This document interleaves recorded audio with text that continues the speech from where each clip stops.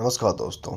आज है 14 मार्च 2022 और आज 14 मार्च से करंट अफेयर्स के जितने भी इंपॉर्टेंट क्वेश्चन बन सकते हैं सारे हम इस वीडियो में डिस्कस करेंगे और हर क्वेश्चन से रिलेटेड इंपॉर्टेंट फैक्ट्स भी मैं आपको बताऊंगा। दोस्तों, अगर आपने इस चैनल को अभी तक सब्सक्राइब नहीं किया है तो चैनल को सब्सक्राइब कर लो ताकि हर एक अपडेट आप तक टाइम पर पहुँच जाए। तो चलो दोस्तों, शुरू करते हैं आज के करंट अफेयर्स के अपडेट के बारे में। तो दोस्तों, आज हम बात करेंगे करंट अफेयर्स साप्ताहिक के बारे में, यानी इस पूरे वीक में क्या क्या करंट अफेयर्स इंपॉर्टेंट पॉइंट्स हुए हैं इनके बारे में बात करेंगे। तो पहला जो पॉइंट है दोस्तों, भारत में शयन मुद्रा में भगवान बुद्ध की सबसे बड़ी मूर्ति जिस राज्य में बन रही है, कौन सा राज्य है वो है बिहार। तो आप ये पॉइंट नोट कर लीजिए। अगला जो पॉइंट है, दलित बंधु योजना किस राज्य सरकार का एक प्रमुख कार्यक्रम है। तो सही जवाब है तेलंगाना राज्य का। जिस राज्य सरकार ने कौशल्या मातृत्व योजना की शुरुआत की है, कौन सा राज्य है वो छत्तीसगढ़। इसके अलावा केंद्रीय औद्योगिक सुरक्षा बल जिसे सीआईएसएफ कहा जाता है का स्थापना दिवस किस दिन मनाया जाता है। सही जवाब है 10 मार्च को मनाया जाता है। साथ ही साथ जिस राज्य सरकार ने पाल ददवाओं नरसंहार के 100 साल पूरे कर लिए हैं, सही जवाब है गुजरात।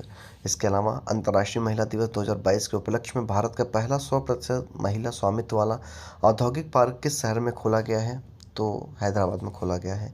इसके साथ ही जिस राज्य ने मिशन इंद्रधनुष में पहला स्थान हासिल किया है, कौन सा राज्य, वो उड़ीसा राज्य है। तो आप ये पॉइंट नोट कर लीजिए।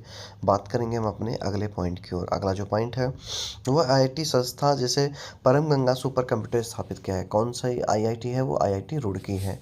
साथ ही साथ भारत के जिस क्रिकेटर ने काउंटी टीम सक्सेस के लिए खेलने का करार किया है, कौन से प्लेयर है वो, चेतेश्वर पुजारा, जो कि भारतीय प्लेयर हैं।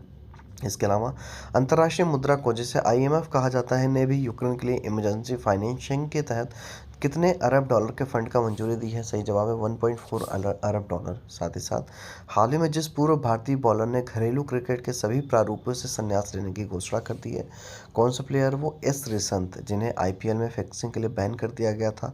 बहुत सालों बाद इन्होंने वापसी की थी, कर्नाटक की तरफ से मैच भी खेले, बट उसके बाद इन्होंने संन्यास की घोषणा कर दी है।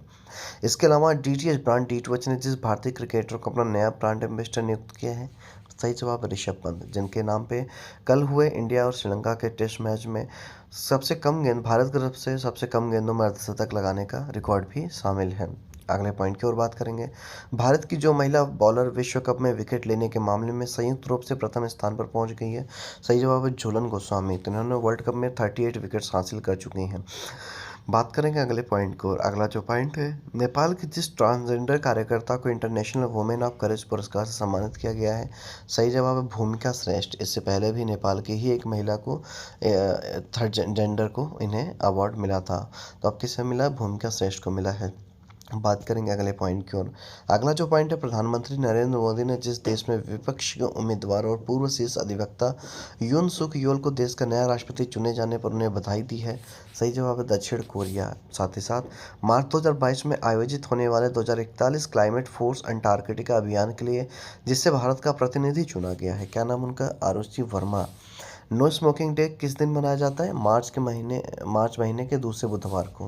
हाल ही में जिस देश ने रूस से तेल, गैस और कोयले का आयात पर प्रतिबंध लगा दिया है, अमेरिका ने लगा दिया है। इसके अलावा जिस राज्य में मानस नेशनल पार्क और टाइगर रिजर्व में गैंडों और बाघों की आबादी में तेजी से वृद्धि देखी गई है, कौन सा राज्य, वो असम है। इसके अलावा हरियाणा सरकार ने वित्त वर्ष 2022-23 के लिए जितने लाख करोड़ रुपए का बजट पेश किया है, वो सही जवाब है 1.77 लाख करोड़ रुपए। इसके अलावा राष्ट्रपति रामनाथ कोविंद ने अंतर्राष्ट्रीय महिला दिवस पर जितनी महिलाओं को नारी शक्ति अवार्ड से सम्मानित किया है, तो सही जवाब है 29 महिलाओं को।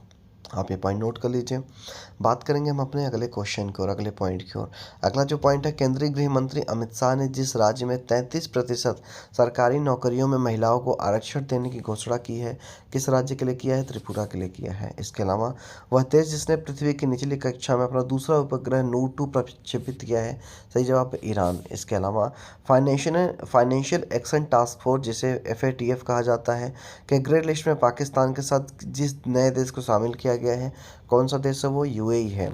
इसके अलावा हाल ही में केंद्र सरकार ने जिस बोर्ड के सदस्यों के चयन हेतु एक नया मानदंड अपनाने का फैसला किया है, सही जवाब है भाखड़ा ब्याज प्रबंधन बोर्ड। आप ये पॉइंट नोट कर लीजिए। बात करेंगे अगले पॉइंट को।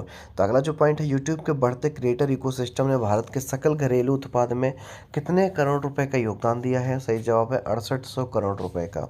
इसके साथ ही वह देश जिसने फेसबुक के खिलाफ कड़ी कार्रवाई करते हुए देश में फेसबुक पर पूर्ण प्रतिबंध लगा दिया है, सही जवाब है रूस, यानी कि रूस और यूक्रेन का युद्ध की वजह से फेसबुक को सपोर्ट ना करने की वजह से रूस ने पूर्ण प्रतिबंध लगा दिया है। बात करेंगे अगले पॉइंट को।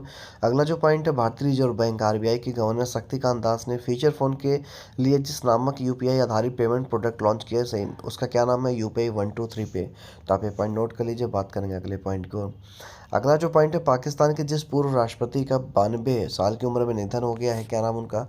रफ़ीक तरार। इसके अलावा अंतर्राष्ट्रीय महिला दिवस किस दिन मनाया जाता है? सही जवाब है 8 मार्च को मनाया जाता है। साथ ही साथ केंद्र ने स्वतंत्रता सैनिक सम्मान योजना को जारी रखने के लिए जितने करोड़ रुपए के आवंटन को मंजूरी दे दी है? सही जवाब 274.87 करोड़ रुपए। इसके अलावा फाइनेंशियल एक्शन टास्क फोर्स ने इस बार भी जिस देश को ग्रे लिस्ट में बरकरार रखा है, पाकिस्तान। इसके साथ यूएई को भी बरकरार रखा है। बात करेंगे अगले पॉइंट को। अगला जो पॉइंट है, जन औषधि दिवस किस दिन मनाया जाता है? सही जवाब है 7 मार्च को मनाया जाता है।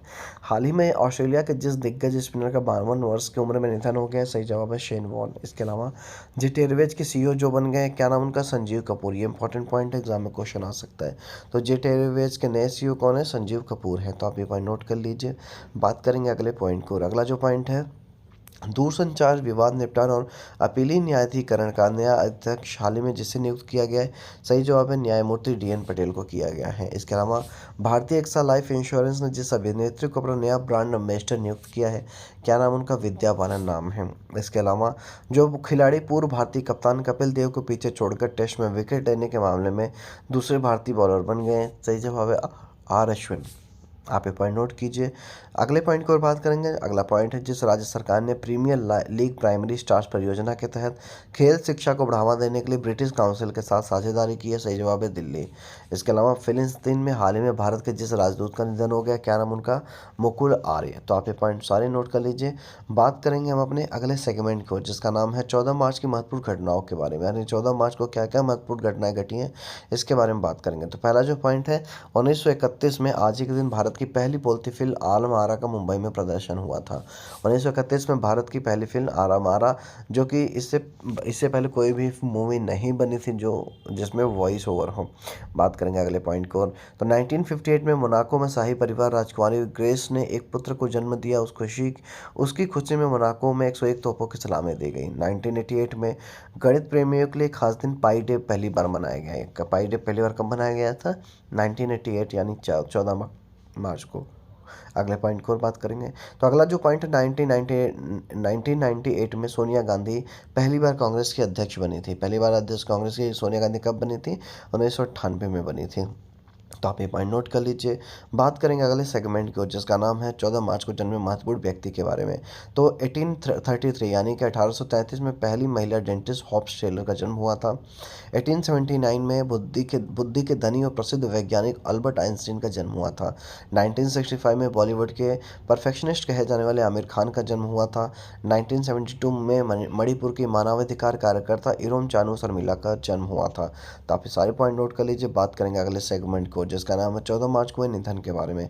तो 1883 में एक प्रसिद्ध जर्मन दार्शनिक, अर्थशास्त्री और वैज्ञानिक समाजवाद का प्रणेता कार्ल मार्क्स का निधन हुआ था। 1963 में भारत के प्रमुख स्वतंत्रता सेनानी जयनारायण व्यास का निधन हुआ था। 2018 में विश्व प्रसिद्ध भौतिकी विज्ञानी स्टीफन हॉकिंग का निधन हुआ था।